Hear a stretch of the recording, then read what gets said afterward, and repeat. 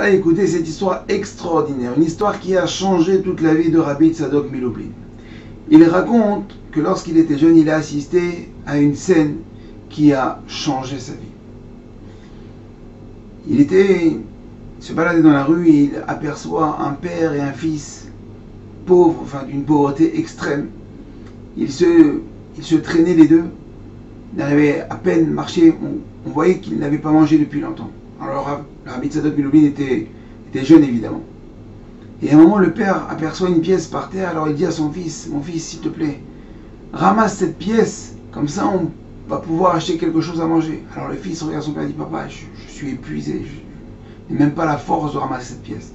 Il dit, s'il te plaît mon fils, moi aussi je n'en peux plus. Et le fils dit, papa, je ne peux pas, je suis fatigué, je ne pourrai pas.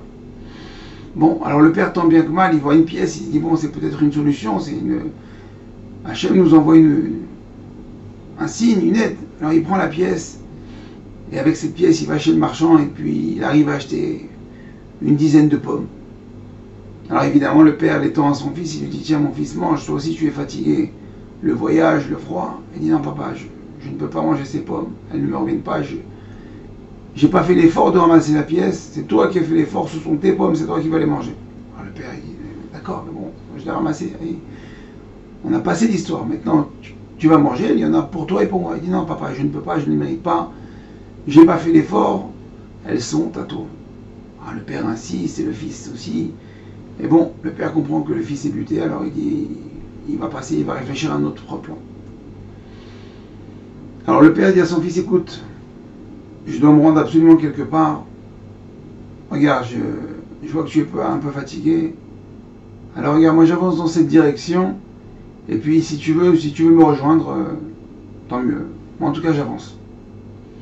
Bon, alors le père avait déjà prévu le coup. Alors il avance. Et 100 mètres, même pas, peut-être un peu moins, il laisse tomber une pomme. Parce qu'il savait très bien que son fils allait le suivre. Il n'allait pas rester tout seul. Le fils était petit, il était très effrayé. Et le Rabbi Tzadok Milublin, qui était encore qu'un enfant, a observé la scène depuis le début et continue à voir cette scène.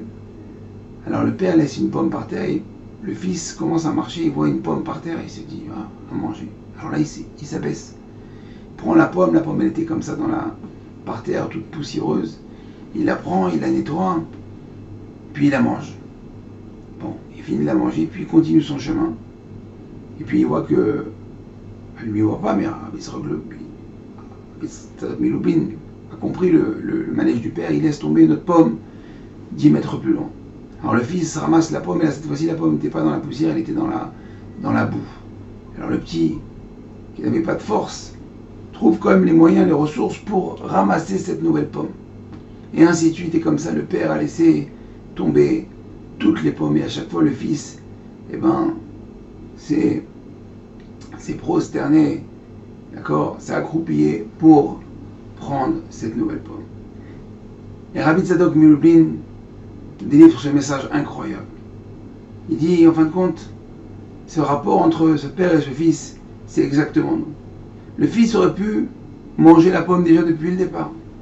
S'il avait fait cet effort de ramasser dès le départ cette première pièce. Alors il n'aurait pas refusé les pommes que le père lui avait données. Il aurait mangé des pommes, d'abord sans effort, et puis des pommes propres, pas avec de la poussière et de la boue.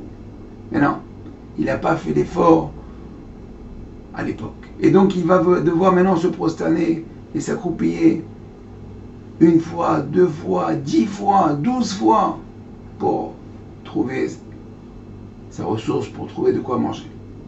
Il dit Rabbi Tzadok Milublin, c'est exactement comme nous. Si on ne fait pas les efforts, le petit effort demandé au mois de Elul, on va le payer en tachlomim, on va le payer à crédit toute l'année. Si on fait des petits efforts maintenant, c'est vrai qu'on est fatigué, c'est vrai que c'est difficile, mais ce serait tellement plus facile que ce qui va arriver après. Alors Rabotai, c'est le moment de se réveiller.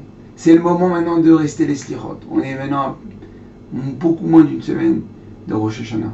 On est vraiment dans la dernière ligne droite. On a tous rêvé de se faire pardonner par Akadosh Baruch Hu. Et voilà, on peut le faire, on peut réaliser ce rêve. Mais il ne faut pas oublier que on rêve Les rêves, c'est quand on dort. Et pour réaliser notre rêve, il faut se réveiller. Alors c'est le moment. Alors Rabotai, réveillez-vous, réveillons-nous.